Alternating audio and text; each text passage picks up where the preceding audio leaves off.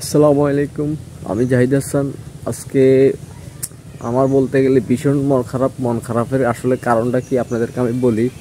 মানে আমার যেহেতু তিনটা ছাগল, এর মধ্যে বড় ছাগলটা মারা গেছে মানে গতকালকে রাত্রে মারা যাওয়ার পরে মানে আমি শুনি নাই। আমি রাত্রে বাসায় আসি, ঘুমাই যাওয়ার পরে অলরেডি মানে সকালে আম্মু আমাকে বলতেছে, কয় বড় ছাগলটা মারা গেছে। কীভাবে মারা গেছে? হঠাৎ করে মারা গেছে। তো এখন কি করছে, পরে আমি ঘুম থেকে উঠতে মানে এখন আসি দেখি মানে মারা গেছে যে ডেড বডি এখনো কিছুই নাই। এখন আসি ফার্মের সামনে আসলে দেখতেছি মানে কোদাল পড়ে রয়েছে আর ফার্মের ভিতরে আসলে মানে আমার দুইটা ছাগলে আছে, মানে মা ছাগলটা নাই। এখন মূলত আপনাদেরকে আমি মানে দেখাইতে নিয়ে যাব, মানে আসলে কোথায় কবর দিছে, মানে ওটাটা একটু দেখবো, মানে কবরটা দিছে কোথায়, দেখতে থাকুন। কিন্তু কবরস্থানটা কোথায় এটা আমি আসলেও জানি না, কিন্তু আমাদের যেই পারিবারিক কবরস্থান মানে ওখানে আসলে যাই দেখি আর মানে কি এখানে কবর দিছি কিনা।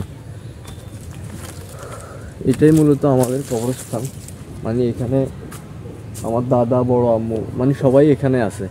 এখন আমার ছাগলটাকে কই কবর দিছে আমি এটাই খুঁজতে মূলত আসছি। এই তো আমার মনে হইতেছে এখানে কবর দিছে, কারণ এখানে মাটিগুলো লড়ানো।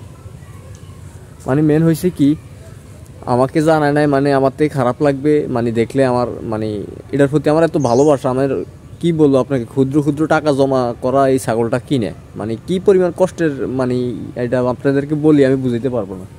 এই কারণে মনে হয় আব্বু আমাকে জানায় নাই, সকালবেলায় মানে আমি ঘুম থেকে উঠার আগে আনি কবর দিয়ে দিছে এখানে।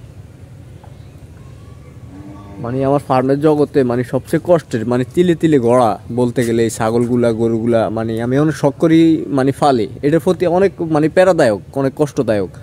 ঘাস কাটা লাগে, পাতা কাটা লাগে, অনেক প্যারা। তারপরও মূলত আমার এটার প্রতি অনেক ভালোবাসা, এই কারণে মূলত আমি এটাকে ফালি।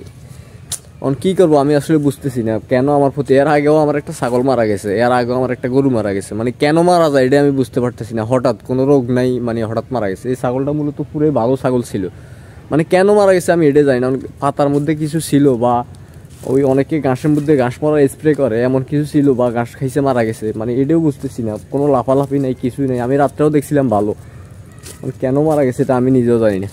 আচ্ছা, সবাই ভালো থাকবেন, আমার জন্য সবাই দোয়া করবেন যেন আমি আবারও ফার্মিংয়ে ঘুরে দাঁড়াইতে পারি, এইসব জ্বর যেহেতু আমার গায়ে না বসে।